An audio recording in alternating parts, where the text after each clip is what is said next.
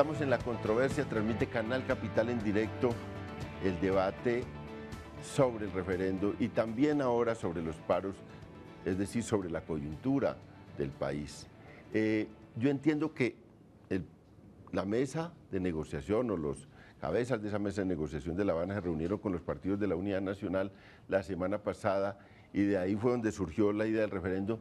Y no era solo el referendo, lo que entiendo que iban a llevar a La Habana era una propuesta completa que incluía referendo para refrendar, digamos, el acuerdo que se llegue en La Habana, pero como incentivo para que se avance rápido en la negociación, unas propuestas que al sentir de los partidos de la Unidad Nacional iba a ser muy audaz para comprometer a las FARC en este referendo y para comprometerlo en las elecciones de 2014. Y era la idea de un estatuto de oposición, con financiación, con cosas especiales de participación en medios de los partidos o grupos políticos que salgan de las negociaciones de paz, pero también con el conjunto de las fuerzas de oposición. Había temas de circunscripción especial para Cámara, hablaban de una circunscripción especial, por ejemplo, una Cámara San Vicente del Caguán, para Catatumbo, para las zonas de conflicto, la posibilidad de darle un cupo de parlamentarios o de senadores a las FARC en el próximo Congreso, de manera que un paquete completo. Yo quisiera empezar hablando de eso, de cómo sería en este momento, después de experiencias anteriores, facilidades para que estas fuerzas políticas que surjan de la negociación, que después del desarme y la desmovilización puedan incorporarse. Doctora Clara, usted que viene a jugar un papel en la oposición dura, con todas las desventajas que usted misma reconoce que eso tiene en Colombia, con la cantidad de dinero que se mueve en las campañas electorales, con la imposibilidad ahora, no solo Clara, sino que la doctora Ramírez también se quejaba mucho de los medios de comunicación, de la incapacidad de los medios de comunicación para darle participación abierta, por ejemplo, a dos líderes políticas tan importantes como ustedes, que tienen una posición crítica frente al gobierno, las limitaciones por la tradición política para las fuerzas nuevas y de izquierdas, o para fuerzas nuevas incluso, como en este momento que hay fuerzas que están criticando al gobierno desde una posición no necesariamente de izquierdas. ¿Esto cómo sería? ¿Cómo se ha imaginado el polo garantías, no solo para las guerrillas, sino para la oposición? ¿Y qué bondades tiene esto, digamos? ¿Y cómo sería la presentación? Si lo lógico es esa presentación en La Habana o un debate más amplio, ¿cómo será eso? Bueno, sin lugar a dudas, un proceso de paz o unos diálogos para la finalización del conflicto no pueden culminar sin garantías de participación política de los guerrilleros que se reinserten a la vida civil, y me parece que las facilidades para que lleguen al Congreso de la República, a la Cámara de Representantes, en circunscripciones especiales, haciendo además, abriendo un cupo especial incluso en el año 2014, a mí me parece que son de la lógica.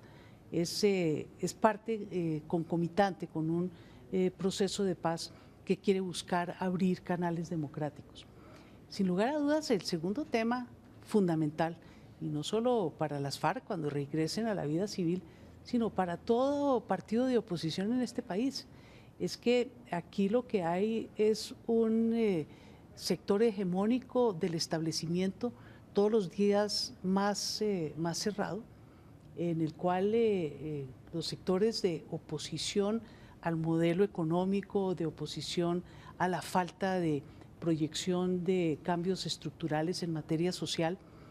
pues no tienen cabida. Entonces, acceso a los medios de comunicación, sin lugar a dudas, es, diría yo, uno de los puntos ejes fundamentales, y que se acepte que la oposición es parte del país. Es que pareciera que el Estado le pertenece a los grupos, a los partidos tradicionales y a sus sucesores. Entonces, la oposición no puede estar ni en la Comisión Asesora de Relaciones Exteriores para dar su oposición sobre cómo defender la soberanía de este país. La oposición no puede estar en el Consejo Nacional Electoral para saber cómo es que se manejan las elecciones en este país. No puede estar en la Junta Directiva del Banco de la República, donde se estructura una parte importante de la política económica de este país. O sea, la oposición se entiende como un bicho raro que pues tiene que existir para que digamos que somos democráticos, pero es mejor mantenerla por fuera de las estructuras que son no del gobierno, sino del Estado colombiano. Y el Estado debe representar a todo el país en su conjunto en los temas que son de Estado. Hace un tiempo decía yo que la paz es un tema de Estado. Bueno, el plan de desarrollo sí es un tema de gobierno, eso es el programa de cada partido o cada coalición cuando aspira a regir las riendas del gobierno. Entonces, en ese orden de ideas, yo no veo que eso sea ninguna innovación. Entiendo que el estatuto de oposición que se está discutiendo en La Habana es muy parecido al que no pudimos nosotros convenir después de 2 años y medio de conversaciones con el gobierno, lo que muestra la falta de apertura de este gobierno y de voluntad política para de verdad hacer una apertura democrática. Pero yo quiero terminar diciendo una cosa que a mí me deja muy preocupada. Es que de lo que se ha hablado en los corrillos no es de estatuto de oposición ni de participación política en la FARC. Lo que se ha hablado en los corrillos es que no hay los tiempos necesarios para sacar la ley estatutaria que cambia la fecha del referendo y después la ley del referendo propiamente dicha, en la que estarían los puntos en los cuales la ciudadanía se pronunciaría en un referendo eventual a favor o en contra de distintos temas que se acuerden en la mesa de La Habana. Y que posiblemente se estaría pensando en algún método alternativo, como que hubiese un referendo para darle facultades extraordinarias al presidente de la República, para que con un cuerpo consultivo o con una especie de junta de notables, no sé qué forma tomaría, se pudiera entregar semejante poder al gobierno, en vez de que se hiciera la discusión que con toda la razón reclama la doctora Ramírez y hemos reclamado todos desde el comienzo de los diálogos, que temas tan fundamentales para la vida nacional pues tienen que tener cabida en la discusión pública y no solamente en un grupo de privilegiados, porque estamos hablando ni más ni menos que de temas estructurales para la democracia del país y el futuro de la sociedad colombiana. Sí. Doctora Ramírez, ¿usted está de acuerdo con una participación de miembros de las FARC en el próximo Congreso concedidas a propósito de este acuerdo de paz, un número de parlamentarios, de senadores atribuidos a ellos en el acuerdo, también unas circunscripciones especiales, que es lo que se está empezando a debatir? Mire, yo francamente le digo que todo es muy relativo, todo depende mucho de cuál sea realmente la calidad del acuerdo que se logre. Pero yo, por ejemplo, no estaría de acuerdo ni con circunscripciones especiales creadas por el presidente de la República, ni tampoco con circunscripciones especiales ad eternum, si acaso una circunscripción especial que tenga un carácter temporal, porque me parece que en la democracia cada quien tiene que ganarse su espacio siempre y cuando haya una democracia que sea abierta igual para todos. Yo comparto las críticas que hace acá la doctora Clara al hecho de tener que estar casi que implorando un estatuto de la oposición. Por Dios, es que la buena democracia supone siempre que hay unas reglas de juego claras, conocidas, equitativas, que permitan a la oposición ejercer realmente su papel en materia política. De tal manera que lo que sí me parece es una paradoja, que la izquierda democrática de este país tenga que estar pidiendo un estatuto de la oposición y en cambio a la izquierda radical, armada, que ha estado en contra del Estado colombiano y de la sociedad colombiana, entonces de pronto se le pretendan dar todas las facilidades. Me parece que una circunscripción para quienes hoy están armados en contra del Estado colombiano y de la sociedad colombiana tiene que ser algo excepcionalísimo y condicionado, repito, a que haya habido antes un acuerdo de tan buena calidad en verdad, en justicia, en reparación, en garantías de no repetición, que muy bien, la sociedad tendrá que estar entonces en ese momento dispuesto a darles esa participación, pero repito, condicionada, que después de un tiempo ya ellos participen en igualdad de condiciones con el resto, y si se ganan el voto popular, que se lo ganen en franca lid, pero no que se lo ganen con ventajas. Y le voy a decir una cosa que me parece muy preocupante de toda esta negociación, es que hasta ahora las declaraciones que vimos de parte de las FARC es que ellos no van a entregar las armas, que ellos van a destruir las armas. Es que parte de lo que uno reclama como ciudadano que hace una política distinta, que es lo que trato de hacer en mi caso, yo jamás en la vida voy a comprar un voto, jamás voy a ofrecer un mercado por un voto, jamás voy a ir a entregar ni a ofrecer el Estado ni prebendas a nadie porque me dé su apoyo político. Entonces, cuando uno trata de hacer una política de ideas, de propuestas, de programas, de hoja de vida, de tanta cosa, pues se encuentra en una situación absolutamente desventajosa contra la hipótesis siquiera de que haya alguien que llegue y todavía tenga armas y además tenga la plata del narcotráfico, la plata de las extorsiones, la plata de los secuestros. O sea, ¿de qué tipo de democracia estamos hablando? Entonces yo sí creo que la sociedad colombiana va a tener que mirar esto con lupa. Mire, es que, como decía ahora Clara, es que acá se trata del futuro, se trata de la democracia, pero si yo le propusiera a los colombianos el día de mañana, mire, todos los ahorros de su vida, démelos para un negocio, entonces la gente va a decir, momentico, ¿y qué clase de negocio? Muéstrame el contrato, ¿cuáles son mis riesgos? ¿Qué es lo que yo voy a recibir? Acá estamos ni más ni menos que diciéndole a la gente, vaya usted a un referendo en el cual se va a definir el legado de las generaciones futuras, y el legado sagrado es una democracia que de verdad funcione y una institucionalidad que funcione con apego a unas leyes, a un Estado de Derecho, a una Constitución, no una democracia de unas instituciones hechas a la medida de quienes vienen atentando contra esta democracia durante varios años. Nos vamos al segmento en un minuto del debatir sobre los paros. Tenemos una cosa especial en el programa, y es que vamos a ir en directo a recoger unas imágenes tanto de un hecho lamentable, doloroso, que ha ocurrido en Fusagasugá, que es la muerte de una persona en medio de las manifestaciones, pero también lo que ha sido el cacerolazo en Bogotá y todo este proceso. De manera que vamos a traer esto en directo, vamos a hacer unas visiones para poder debatir este segundo punto con mucha realidad, con una realidad que está ocurriendo en estos días, que el país ha visto, sobre todo en tres departamentos, una cosa muy fuerte en Nariño, una cosa muy fuerte en Boyacá y una cosa muy fuerte también en Cauca. Vamos a ver estas manifestaciones de un paro que se prolonga ya por 7 días y que no parece terminar, aunque hay un acuerdo inicial con el gobierno, con el presidente Santos, tratar de levantar mañana el paro para abrir una mesa nacional, o por lo menos una mesa que incorpore a los 3 departamentos. Vamos a esas imágenes.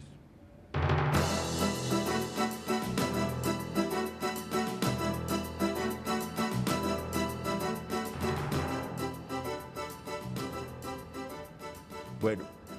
entonces esta es Diana Giraldo desde la plaza desde Fusagasugá, y luego vamos a la Plaza de Bolívar. Así es, León, ¿qué tal? Muy buenas noches. Los saludamos a esta hora desde la vereda San Raimundo, me corrige aquí el habitante de la zona, justo en el sector conocido como La Vaca que Ríe, en la vía que conduce de Fusagasugá a Bogotá. En este punto que les acabo de señalar se presentan fuertes disturbios entre campesinos de la zona, lo que uno pensaría porque hasta ahora no hay luz en el sector, y también miembros de la fuerza pública. Hace aproximadamente unas 2 horas están represados los buses de transporte intermunicipal, también algunos vehículos de carga que intentaban ingresar a la capital del país. Justamente hasta ahora me encuentro con un habitante de la zona que me pidió guardar su nombre para evitar ser expuesto ante la gente que está hoy protestando y que está protagonizando desmanes en este punto. Mi señor, ¿quiénes son los que están protestando y por qué? Pues todos conocemos el origen de este paro, y es la inconformidad del campo o de la sección agrícola respecto a el alto costo que tienen los insumos agrícolas, los peajes de dicha vía, el atraso de la misma como tal en su ejecución, los altos peajes, el costo del combustible, que en Colombia pagamos uno de los combustibles más caros, como todo el mundo lo sabe, casi que de los más costosos del mundo. Bueno, usted me decía ahorita, ahorita no podemos ingresar a la zona donde se están adelantando estos disturbios porque quizás hay gente que no hace parte de la organización campesina. Usted se acercó, intentó comunicarnos con los líderes de la protesta, a ver si lográbamos un paso hacia la capital del país, y finalmente, ¿qué encontró? Me decía usted que veía caras desconocidas. Sí, la verdad, en el momento que se quiere hablar con los dirigentes de la protesta, que son los que lo hacen de una forma formal, pero como se dio cuenta usted, o se pudo dar cuenta usted, nos salieron al encuentro personas que no tenían ninguna intención ni de ser entrevistadas, y por supuesto mucho menos de dar el rostro a la luz pública. Quizás universitarios, o a qué atribuye usted la presencia de estas personas, ¿de dónde pueden ser? No tengo la menor idea, y su procedencia pues al igual me es desconocida. Bueno, se espera que, según la situación que se ha presentado durante estos 8 días de paro agrario, ¿cuánto más puede durar esta vía bloqueada? Al punto, recordamos, que es donde se adelanta en el sector conocido como la Vaca que Ríe. ¿Cuánto más podría durar bloqueada esta vía?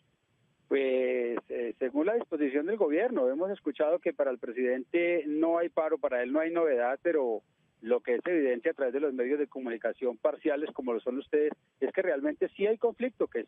Escuchamos de fondo los estallidos de los lanzagranadas del SMAC. Acaba de llegar totalmente la fuerza pública a tratar de darle pues viabilidad a los vehículos que están represados, pero como usted escucha, hasta la luz está suspendida, como se puede dar cuenta, y de fondo se escuchan pues muchísimas explosiones, me imagino, del SMAC. Sí, señor, de los corredores viales, este ha sido uno de los menos impactados por este paro agrario, por los bloqueos. ¿Cómo ha sido la situación el día de hoy? ¿Es el primero que se presenta o ya se había producido algo similar en este punto? Ya habían venido los medios de comunicación que anteriormente decíamos no son parciales, porque ayer duró aproximadamente desde las 5 de la mañana hasta las 11:30 de la mañana totalmente bloqueada la vía. Las personas lo que más les indigna es que muchas veces llegan los medios de comunicación y no hacen lo que están haciendo ustedes, que es de pronto dar la oportunidad de hablar, sino por consiguiente vienen y hacen una toma y dicen aparentemente no está pasando nada, pero si vemos el trasfondo, sí está pasando. Podríamos decir que hay personas o no son del paro o realmente son traídas de otro lugar a hacer lo que vemos que de pronto está sucediendo. No quisieron dar la cara, y personas que no quieren dar la cara, pues obviamente ya sabemos quiénes. Muy bien, gracias. León y televidentes, pues es el testimonio de campesinos de la zona. Recordemos que es la vía que comunica al municipio de Fusagasugá con la capital del país. Nosotros, por supuesto, pues estamos aquí bloqueados, afectados por este paro, por este bloqueo que se presenta en la vía. Veníamos de hacer un cubrimiento a visibilizar las necesidades y las problemáticas que tenían los campesinos que hoy por hoy están asentados o concentrados en el municipio de Fusagasugá. Eran más o menos 3.000 campesinos que esta mañana se manifestaron de manera pacífica en la avenida Las Palmas, y justo en ese momento fueron sorprendidos, dicen ellos, por algunos miembros del Escuadrón Móvil Antidisturbios. Sí. Diana, bueno, un saludo muy especial para Diana y muchas gracias. Y ahora nos vamos a la Plaza de Bolívar con José Manuel Jiménez, que tiene un reporte especial sobre el cacerolazo, cómo está transcurriendo esta acción ciudadana convocada a través de las redes sociales, lo que indica que hay un nuevo instrumento también para convocar estas acciones, que de un momento a otro se puede convocar a través de redes sociales, de Twitter y del Facebook, y que ahora vamos a ver cómo se ha manifestado la población allí, la ciudadanía allí en la Plaza de Bolívar. León, televidentes, buenas noches. Efectivamente, continuamos acá en la Plaza de Bolívar. Más de 2 horas ha durado este cacerolazo en respaldo al paro nacional agrario. Es un cacerolazo sin colores, sin partidos. Es un cacerolazo de la voz del ciudadano del común, que ha sido citado por las redes sociales. Nuevamente las redes sociales han jugado un papel importante en la aglutinación de personas que quieren manifestar, que quieren alzar su voz ante un gobierno o ante las diferentes normas que no protegen al campesinado colombiano. Esta Plaza de Bolívar hace unos minutos estaba completamente repleta de gente, de ciudadanos, como les digo, sin color, sin colores de partidos ni nada de eso, simplemente diciendo respeto a los campesinos.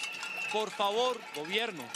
Por favor, señor Santos, le decían, siéntese a negociar con los campesinos, ayúdelos. Mire que el TLC los ha perjudicado enormemente. Y había una pancarta, una escritura que decía, si usted comió hoy, dele gracias a los campesinos. Creo que es un buen mensaje, es un hecho histórico en esta ciudad, que una manifestación como esta, es un cacerolazo, una manifestación social, pueda respaldar a un movimiento campesino, a un movimiento social que reclama sus justos derechos. Los dejo con los pitos, los cacerolazos que se ven y que se escuchan en este momento en la Plaza de Bolívar. Siga usted, León, con más de la controversia. Buenas noches. José Manuel, muchas gracias por estas imágenes y por las que habíamos visto antes, cuando la plaza estaba mucho más llena. Clara López, la doctora Clara López, del Polo Democrático, fue una de las que inició la convocatoria hoy, y veo que fue criticada también por eso. ¿Cómo fue este inicio de la convocatoria, este cacerolazo? Pues yo pienso que definitivamente sí es una convocatoria ciudadana por las redes sociales,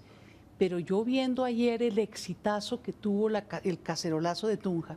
que fueron 50.000 personas contadas por el gobernador, no por ningún partido de oposición, las que se manifestaron por toda la ciudad de Tunja en respaldo al paro campesino y en rechazo a la violencia ejercida por el SMAT,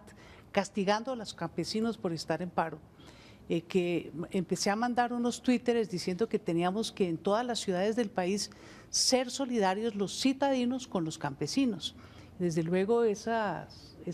convocatorias pues no se les puede poner una autoría individual, son una autoría colectiva de las redes sociales y de la ciudadanía que sí está exigiéndole al gobierno nacional que en vez de haber persecuciones haya soluciones a los problemas de los campesinos. Creo que es muy importante que la gente de las ciudades, todos nos solidaricemos, apoyemos a los campesinos en sus reivindicaciones, porque el proceso va para largo. Este paro está, yo digo que apenas comenzando, porque el problema de fondo de la estructura económica del campesino colombiano, del agro colombiano, ha sido destruido por políticas económicas de todos los gobiernos durante los últimos 20 años, que este gobierno lo que ha hecho es profundizar. Entonces vamos a tener que hacer un esfuerzo muy, muy grande para rescatar el agro y no creo que los subsidios vayan a ser una solución suficiente. Son importantes, pero aquí se necesita es una reforma estructural de la manera como se está manejando la economía colombiana. Si no, nos vamos a quedar sin aparato productivo en el campo y sin aparato productivo en las ciudades, porque el proceso de desindustrialización es verdaderamente alarmante. Ya en este trimestre estamos registrando como el quinto trimestre con decrecimiento en el crecimiento manufacturero del país y eso es muy, muy delicado. Así es que a solidarizarnos con los que están protestando y hacer el llamado que lo hagamos como los cacerolazos, organizado, pacífico, y al SMAT y al Gobierno Nacional y al Presidente de la República, por favor, eso que hemos visto en vivo y en directo en televisión de la represión a los campesinos, del castigo con gases lacrimógenos, con las bombas de aturdimiento, ha sido un exceso de uso de la fuerza que creo que tiene que también criticarse fuertemente. Doctora Marta Lucía, hoy el presidente Santos se fue a Boyacá, ofreció disculpas por los ataques del ESMAD a los campesinos, ofreció disculpas por la metida de pata de él de ayer que dice menospreciar el paro, y instaló la posibilidad de una mesa de diálogo social con representantes de Boyacá, de Cauca y de Nariño. ¿Cómo ha manejado el gobierno estos paros campesinos? Y si lo que fue la intervención de hoy del presidente Santos y las cosas que anunció pueden realmente levantar este paro y pueden ofrecerse hacia adelante como una solución. ¿Usted qué piensa? Mire, yo creo que aquí hay varias cosas. La primera es una gran improvisación de parte del gobierno en una problemática que es real y que además ha tenido manifestaciones desde hace mucho tiempo. Lamentablemente, cuando se hizo el plan de desarrollo de este gobierno, ni siquiera se incluyó, por ejemplo, una locomotora de la industria manufacturera. Siento que este país lo que más necesita es dignificar a la gente a través del empleo, que cada uno en el campo y en las ciudades tenga la posibilidad de tener su empleo para no estar mendigándole al gobierno de turno el subsidio de la casa o el subsidio de las familias o de lo que sea, o de las familias en acción, tanta cosa de la que hoy realmente la gente depende. Eso le quita a la gente libertades, eso le quita a la gente dignidad, eso le quita a la gente muchas posibilidades realmente de tener más autonomía. Pero realmente en el caso de los paros agrarios, lo que hemos visto es una incapacidad absoluta de entender lo que está pasando en el mundo entero, porque por un lado está el tema de los subsidios. Evidentemente la chequera del gobierno colombiano no tiene cómo competir contra la chequera de los Estados Unidos, de la Unión Europea tampoco. Pero en cambio lo que sí tiene que hacer el gobierno colombiano, y lo ha habido hacer hace 3 años y se ha habido inclusive también hacer desde antes, era analizar cuál iba a ser el impacto de los acuerdos de libre comercio que estaban ya firmados, pero sobre todo de la cantidad enorme de acuerdos de libre comercio nuevos que metió el gobierno del presidente Santos contra viento y marea, contra las advertencias que hicimos muchos, entre ellos yo, sobre el momento que está viviendo la economía mundial. Este es un momento en donde lo que ha hecho Estados Unidos y Europa es protegerse, es tener en cuenta que esta crisis que se desató en el 2010 ha generado una vulnerabilidad muy grande en la economía de esos países y en la demanda interna, y entonces lo que están haciendo es cuidando a su aparato productivo, y nosotros en medio de semejante crisis lo que hemos hecho es salir a entregar nuestro mercado, y salir a entregarlo porque con esto estamos abriendo mercados externos. Pero si usted está abriendo los mercados externos, lo primero que tiene que hacer, como cualquier buen padre de familia responsable, es que prepara bien a su aparato productivo, prepara su industria, prepara su agricultura. Aquí lo que estamos oyendo de parte de los campesinos es que ni siquiera les sirven los subsidios, porque evidentemente los subsidios van a ser algo que tenga un efecto temporal, pero la solución estructural es ver realmente si deben seguir sembrando lo mismo, si es papa o si es cebolla, o si de pronto cambiar de cultivo. Segundo, ¿quién va a ser el que les garantice a ellos la compra de esos cultivos? A mi juicio, lo que hay es que lograr realmente que aquí tengamos nosotros una producción de alimentos en gran escala, alimentos procesados, alimentos industrializados, y entonces usted como campesino tiene que saber que le van a comprar después su cultivo. Tercero, cómo lograr realmente que haya una posibilidad de asociar la asociatividad entre pequeños cultivadores del agro, pero que también ellos entonces puedan tener acceso a unos insumos de calidad a precios que sean adecuados. Hoy estamos viendo en el precio de los agroquímicos algo parecido a lo que sucedió con el precio de los productos farmacéuticos, y es que de pronto cuando usted tiene un oligopolio donde hay poquitos oferentes, ¿qué pasa? Ponen los precios que les provoca y terminamos con los campesinos colombianos pagando unos insumos y unos agroquímicos mucho más costosos. Entonces, si usted les garantiza unos insumos a buen precio, unos industriales que le compren su cosecha, unos precios de sustentación equivalentes al precio internacional, ahí hay soluciones estructurales. Yo creo que vamos a una última pausa, y cuando vengamos, como ustedes dos aspiran a gobernar el país, yo quisiera que se concentraran a decir cuál sería la solución de ustedes para el paro, cómo enfrentarían esto, cómo, si ustedes estuvieran hoy en día ocupando el Palacio de Nariño y fueran presidentas, una o la otra presidenta del país, ¿qué solución le daría al paro que está en curso y que, según la doctora Clara López, no va a terminar mañana con el acuerdo que ofreció el presidente Santos, sino que va a proseguir? Una pausa y venimos a responder esa pregunta.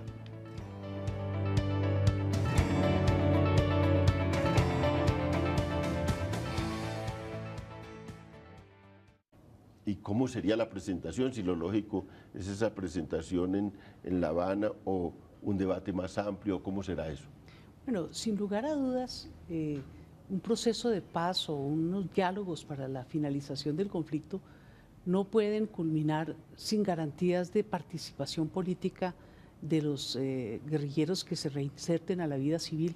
y me parece que las facilidades para que lleguen al Congreso de la República, a la Cámara de Representantes, en circunscripciones especiales, haciendo además, abriendo un cupo especial incluso en el año 2014, a mí me parece que son de la lógica. Es parte concomitante con un proceso de paz que quiere buscar abrir canales democráticos. Sin lugar a dudas, el segundo tema fundamental, y no solo para las FARC cuando regresen a la vida civil, sino para todo partido de oposición en este país, es que aquí lo que hay es que la desmovilización puedan incorporarse. Doctora Clara, usted que viene a jugar un papel en la oposición dura, con todas las desventajas que usted misma reconoce que eso tiene en Colombia, con la cantidad de dinero que se mueve en las campañas electorales, con la imposibilidad ahora, no solo Clara, sino que la doctora Ramírez también se quejaba mucho de los medios de comunicación, de la incapacidad de los medios de comunicación para darle participación abierta, por ejemplo, a dos líderes políticas tan importantes como ustedes, que tienen una posición crítica frente al gobierno, las limitaciones por la tradición política para las fuerzas nuevas y de izquierdas, o para fuerzas nuevas incluso, como en este momento que hay fuerzas que están criticando al gobierno desde una posición no necesariamente de izquierdas. ¿Esto cómo sería? ¿Cómo se ha imaginado el polo garantías, no solo para las guerrillas, sino para la oposición? ¿Y qué bondades tiene esto, digamos?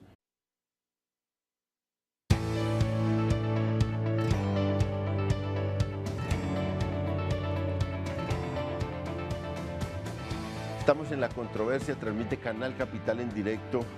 el debate sobre el referendo y también ahora sobre los paros, es decir, sobre la coyuntura del país. Yo entiendo que la mesa de negociación o los cabezas de esa mesa de negociación de La Habana se reunieron con los partidos de la Unidad Nacional la semana pasada y de ahí fue donde surgió la idea del referendo, y no era solo el referendo, lo que entiendo que iban a llevar a La Habana era una propuesta completa que incluía referendo para refrendar, digamos, el acuerdo que se llegue en La Habana, pero como incentivo para que se avance rápido en la negociación, unas propuestas que, al sentir de los partidos de la Unidad Nacional, iba a ser muy audaz para comprometer a las FARC en este referendo y para comprometerlo en las elecciones de 2014. Y era la idea de un estatuto de oposición, con financiación, con cosas especiales de participación en medios de los partidos o grupos políticos que salgan de las negociaciones de paz, pero también con el conjunto de las fuerzas de oposición. Habría temas de circunscripción especial para Cámara, hablaban de una circunscripción especial, por ejemplo, una Cámara San Vicente del Caguán, para Catatumbo, para las zonas de conflicto, la posibilidad de darle un cupo de parlamentarios o de senadores a las FARC en el próximo Congreso, de manera que un paquete completo. Yo quisiera empezar hablando de eso, de cómo sería en este momento, después de experiencias anteriores, facilidades para que estas fuerzas políticas que surjan de la negociación, que